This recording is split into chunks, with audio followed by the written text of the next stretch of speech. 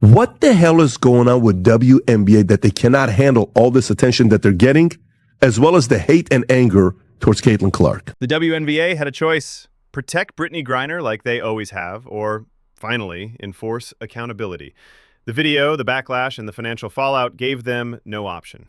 But how did one regular season game against Caitlin Clark lead to a suspension that may have ended Griner's career? Just a reminder, this is who Joe Biden traded for the Russian merchant of death. What they've been seeing them out. What if one moment, just a handful of words, could change the course of an entire league's reputation?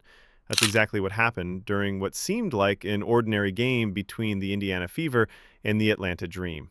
It was the fourth quarter. Tensions were already high. The Fever were up by 5 points, and Caitlin Clark was once again putting on a masterclass that had fans glued to their screens. Thursday night, Indiana Fever and Atlanta Dream played. Indiana Fever is where Caitlin Clark plays. Atlanta Dream is where Brittney Griner plays. Now you tell me what it looks like Brittney Griner is saying here. Griner, on the other hand, was visibly frustrated. She had struggled all game long. As the Dream's hopes of mounting a comeback began slipping away, emotions hit a boiling point. And then it happened. Late in the game, as Griner fouled out, cameras caught her mouthing something in Caitlin Clark's direction. At first, it looked like just another emotional outburst, something that would be forgotten by the end of the night. But fans weren't about to let this one slide. This was in the fourth quarter after Brittney Griner fouled out against Caitlin Clark, and Indiana Fever would go on to win by 5. Now, I'm going to tell you what I think she said. Let's play it back. Looks to me like she is saying trash and then calling Caitlin Clark a bleep white girl. Clips of the moment exploded online. Zoomed-in footage circulated quickly, and what was seen wasn't just trash talk. It was something far worse. Brittney Griner had said, clear as day, trash effing white girl. It wasn't just fans lip-reading.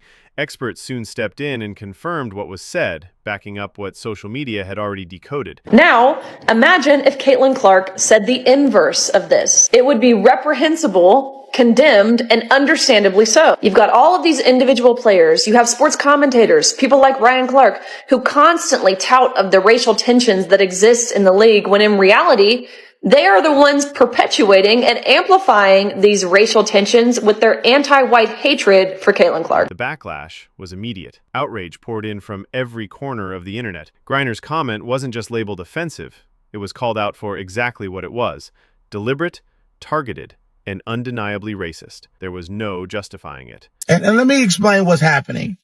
You are seeing a lot of very, very racist women, right? These are racist women who were taught that they were God's gift to women's basketball, that they are black, and because of that, they are better than white people at sports. That's the one area that they can succeed over white people in sports. But instead of swift action, the WNBA went silent. No press release, no statement, no fine, no suspension, nothing.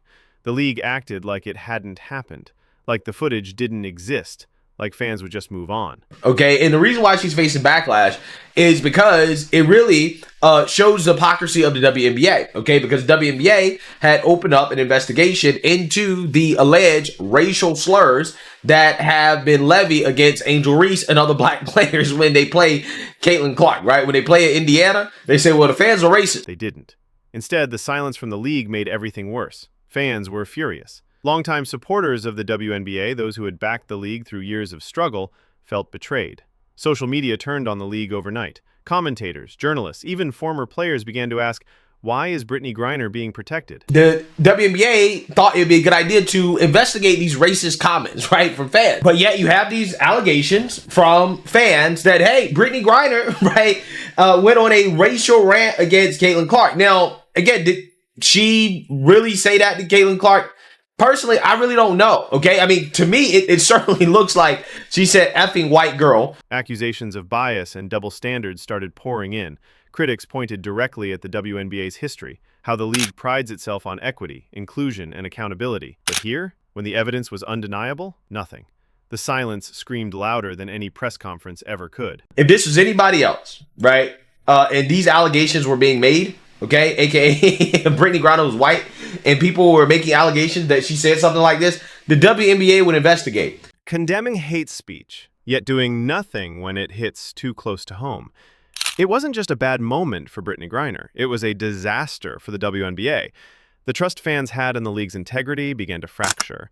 Then the headlines hit. Overnight, major media outlets picked up the story, and suddenly it was everywhere. Because regardless of what she said, I personally don't have a problem with, players saying whatever they want on the bench. I just wish that everybody was treated equally, right? In the sense that if a white player says something on the bench that can be interpreted as, racial, that people don't lose their minds, right? Or if fans say things that are racial, that people don't lose their minds. Commentators across the sports world, from ESPN analysts to independent YouTubers, began pointing out the obvious disconnect between the league's values and its response. What started as an on-court incident wasn't staying contained to basketball anymore. Social media only fueled the fire. Hashtags demanding accountability were trending, and videos of the moment racked up millions of views. The issue wasn't just about Griner anymore. It had become a mirror reflecting the league's failure to live up to its own standards. This is going to be history.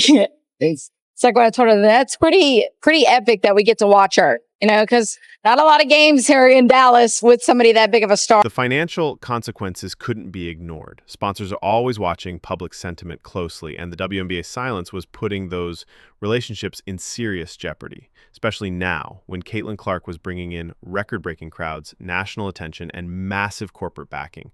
The league couldn't afford any bad press.